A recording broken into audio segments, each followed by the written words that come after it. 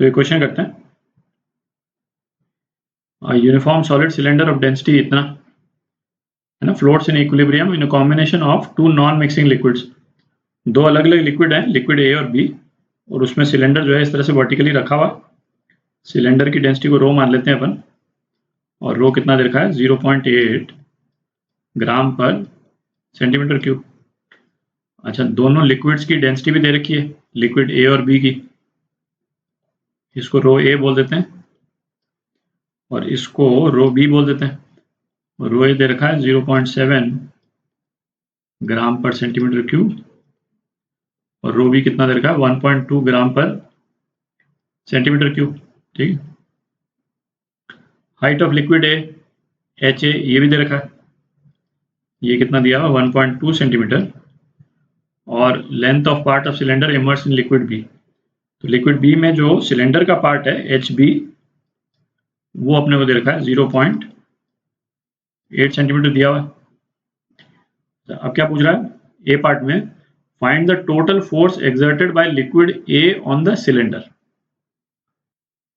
तो इसमें जैसे मतलब फर्स्ट थॉट में ऐसा आपको लग सकता है कि भाई ए में जितना पोर्शन इमर्स्ड है उतना बॉइंट फोर्स लिक्विड ए प्रोवाइड कर रहा है ना, पर वो मतलब एग्जैक्टली करेक्ट नहीं होगा।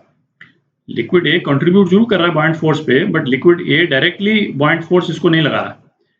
फिर अगेन है ना, मतलब इस तरह के क्वेश्चंस में जो बॉइंट फोर्स जो अपन ने डिराइव किया था फर्स्ट प्रिंसिपल से, यदि वहां पे जाएं तो बॉइंट फोर्स क्या था, ये जो फोर्स लग रहा है इस वाले सरफेस पे नीचे वाले पे, और ये जो फोर्स लग रहा है ऊपर वाले सरफेस पे, ठीक है, इसका डिफरेंस होता था बॉइंट फोर्स। ठीक है, और ये F1 जो हम कैलकुलेट करते थे वो किस तरह से कैलकुलेट करते थे, P1 निकालते थे और उसको एरिया से मल्टीप्लाई करते थे। और जैसे इस वाले केस में यदि बॉइंट फोर्स निकालेंगे तो P1 में H1 हाइट जो है वो इंक्लूड हो जाएगी, वो एक अलग बात है ना। एटमॉस्फेरिक बाहर का प्रेशर यदि P0 है तो P1 कितना हो जाएगा, P0 plus HA row A ji plus HB row B जी। ठीक है, और इसको एरिया से मल्टीप्लाई कर देंगे तो F1 आ जाएगा अपना। पर ये क्या बोल रहा है, total force exerted by the liquid A, मतलब लिक्विड ए डायरेक्टली सिलेंडर पे कितना फोर्स लगा रहा है। तो वो फोर्स कहां से लगेगा, जो यहाँ पे प्रेशर है, जो इन पॉइंट्स पे जो प्रेशर है, जहां जहां पे लिक्विड ए सराउंड कर रहा है, तो उस लिक्विड का जो प्रेशर है उसके कारण फोर्स लगेगा। तो वो फोर्स जो है वो इस तरह से लग रहा है। ठीक है, और चूंकि चारों तरफ से लग रहा है सिमेट्रिकली, तो कोई भी नेट फोर्स नहीं है। लिक्विड ए के कारण डायरेक्टली सिलेंडर पे कोई नेट फोर्स नहीं है, तो ए का जो आंसर है वो क्या है, 0। ठीक है,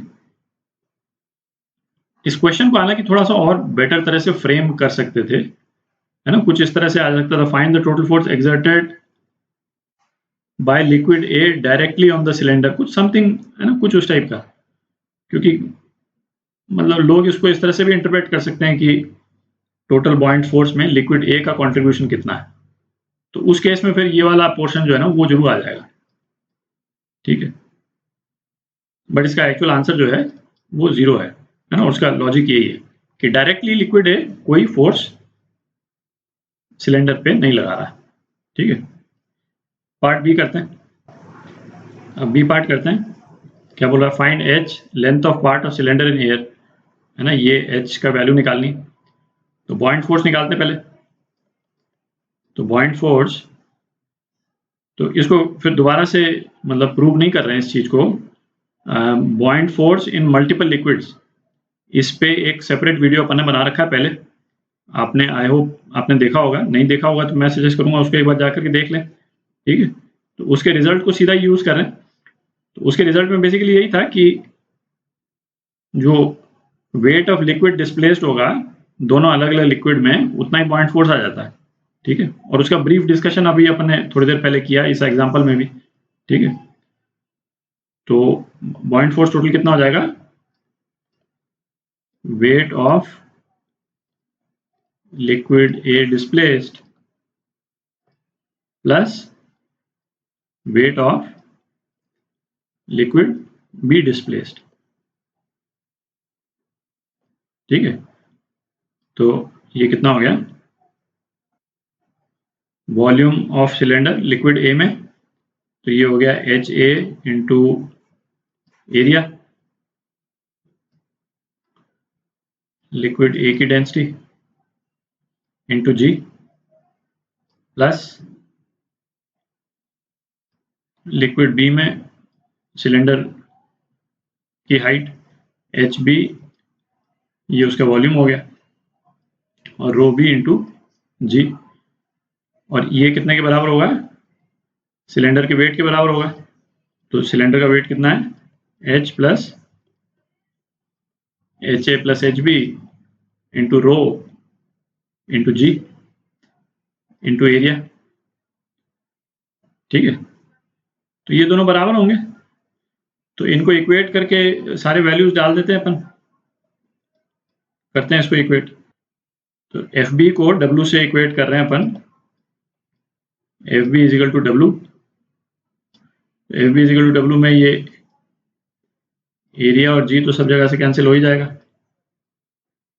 ठीक है, तो क्या बच गया,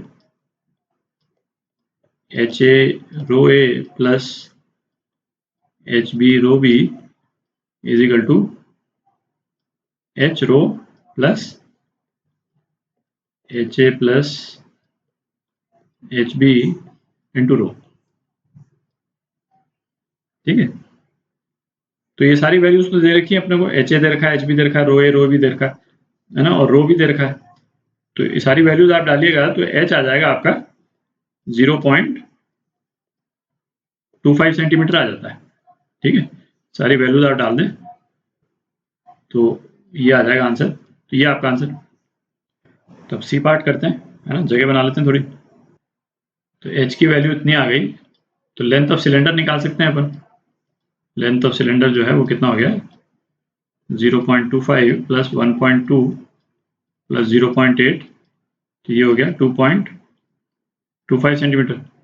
अच्छा, अब क्या बोल रहा है, cylinder is depressed in such a way the top surface is just below the upper surface of liquid A. मतलब सिलेंडर को है ना ऊपर से प्रेस कर दिया ताकि लिक्विड ए में सबमर्ज हो जाए। मतलब सिलेंडर की पोजीशन क्या हो जाएगी, है ना, थोड़ा सा दिखा लेते हैं। सिलेंडर की ये पोजीशन हो जाएगी बेसिकली। ठीक है, तो क्या पूछ रहा है ना, सिलेंडर को इस पोजीशन में ला करके और फिर उसको रिलीज कर दिया, तो एक्सेलरेशन कितना होगा ये पूछा। तो नेट अपवर्ड फोर्स जो है, फोर्स अपवर्ड डायरेक्शन में, ये क्या हो जाएगा, बॉइंट फोर्स माइनस वेट। ठीक है, तो ये तो आप निकाल सकते हैं, बॉइंट फोर्स जो है वो कितना हो जाएगा, volume H A into area of cylinder into rho A G, तो इतना वॉल्यूम लिक्विड ए में है। ठीक है, plus H plus H B वाला वॉल्यूम जो है वो लिक्विड बी में हो जाएगा, H प्लस एच बी वाला वॉल्यूम लिक्विड बी में हो जाएगा। तो liquid B into area into G, ये हो जाएगा बॉइंट फोर्स, और माइनस वेट, वेट कितना हो गया, ये एल एल ए रो जी। ठीक है, अच्छा, और ये वाला जो एक्सप्रेशन है वो कितने के बराबर हो जाएगा, मास इंटू एक्सेलरेशन के बराबर हो जाएगा। m जो है वो मास ऑफ सिलेंडर, तो मास ऑफ सिलेंडर क्या हो गया, l a rho into acceleration. ठीक है, इज इक्वल टू ये वाला पोर्शन, ये जो पोर्शन ये जो अपन ने किया है, तो इसको ब्रैकेट में डाल देते हैं। ठीक है, तो इसमें जो एरिया वाला जो टर्म है वो सब जगह से कट जाएगा, यहाँ से कट गया और इस तरफ से ये वाला पोर्शन कट गया। अब बाकी आप सारी वैल्यूज यदि इसमें डाल देंगे तो एक्सेलरेशन जो है वो आ जाता है आपका 10/6 मीटर पर सेकेंड स्क्वायर। ठीक है, सारी वैल्यूज डाल दें, ये आंसर आ जाता है। ये आपका आंसर।